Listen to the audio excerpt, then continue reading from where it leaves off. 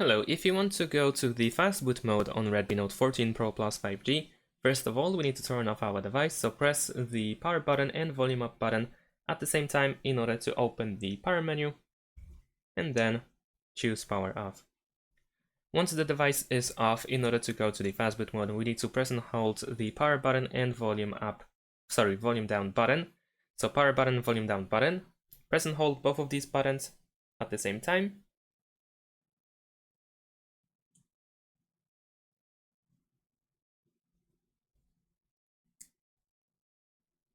Let's give it another try.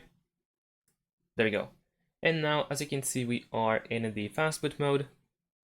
And in order to exit it, we need to simply press and hold the power button.